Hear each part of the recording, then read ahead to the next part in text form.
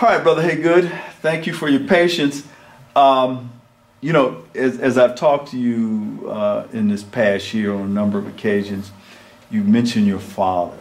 And I get this impression that he really has affected your growth and your development. And, you know, that old African proverb about a man's father and his mother. So tell me about your father. Well, my father was a man of ideas and a man of passion and a man of persistence. Mm-hmm. Although he had ideas, he would act on them. He would express an idea.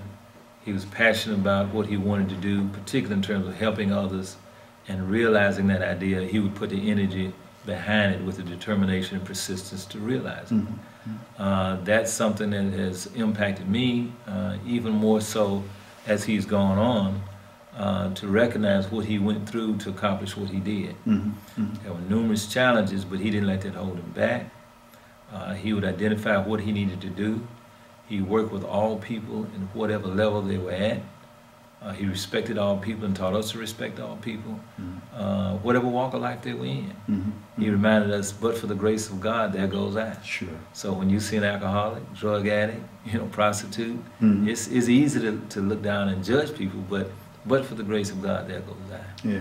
And that's something that stuck with us throughout our life, mm-hmm. because it's a powerful word when you think about it. Mm-hmm. And the old idea of you haven't walked a mile in my shoes. Mm-hmm. We have been blessed to be where we were, as many of us are, but we never know what the challenges others face. Mm-hmm. And so that impacted us in terms of learning to work with all people, mm-hmm. wherever they are, whatever they were doing, whatever abilities they had, to help them realize their greatest potential. And that's what he dedicated his life to. Mm-hmm. He demanded performance. He taught us that we had to perform and that you perform to your best in what you did. Mm-hmm. He exposed us to a lot.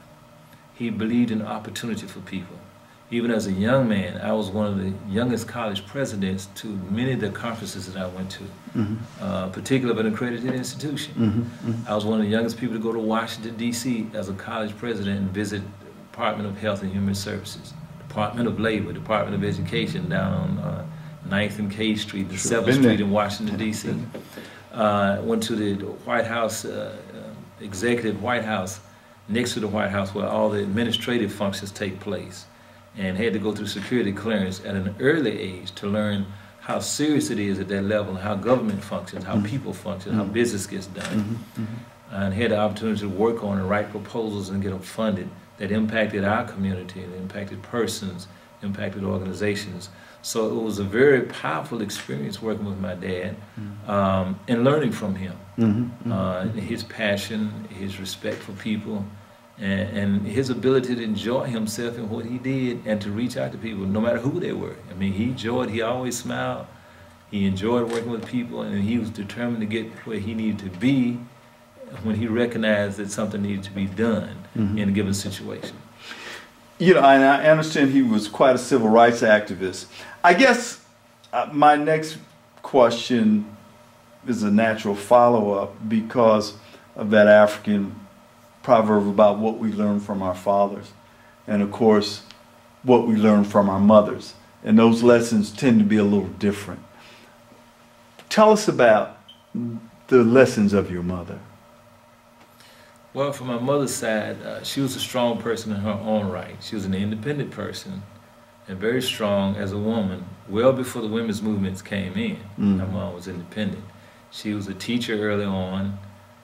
She completed college at an earlier age, and with my dad, and that's where they met at college. And then she wanted to support him in his ideas and his dreams and for growth and development. At the same time, she did what she could in her capacity in terms of learning and growing on her own and being an independent person.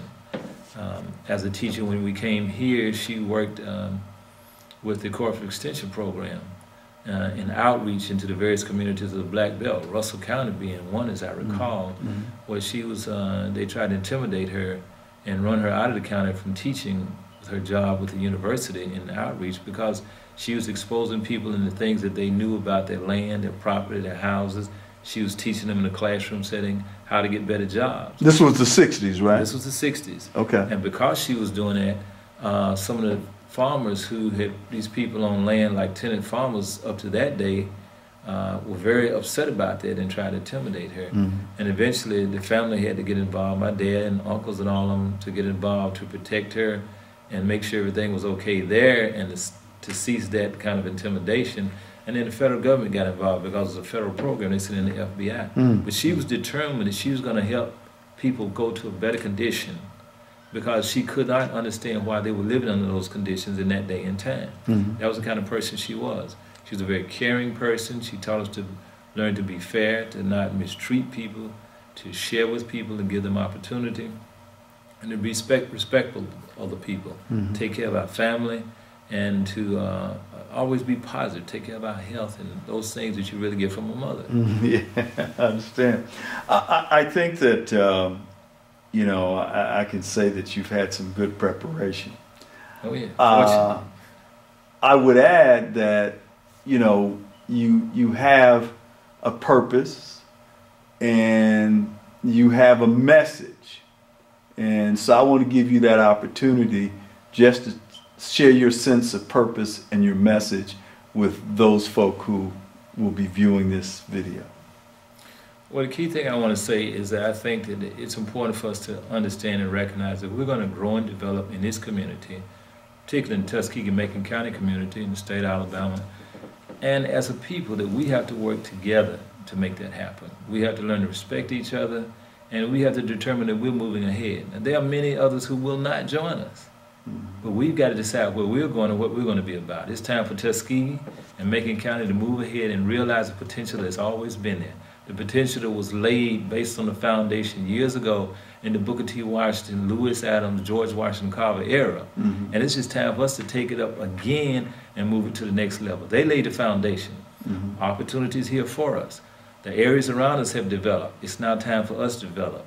And we have an opportunity to look at what they did, the positive things that they did, and look at the mistakes they made, and then grow and develop our community. And if we all get together and decide this is what we want to do, this will happen. This is what I'm going to try to do. And that's why I'm running for city council, council member at large, to try to help make that happen and hopefully realize the potential that we have for a better quality of life for Tuskegee, Macon County, and all its citizens. Well, it sounds like we may be entering the decade of Tuskegee, Alabama, the rise of Tuskegee. Oh, definitely. My criticism has been that we spend too much time looking at history, but you've given me hope this evening that there is a future if we want to seize the time.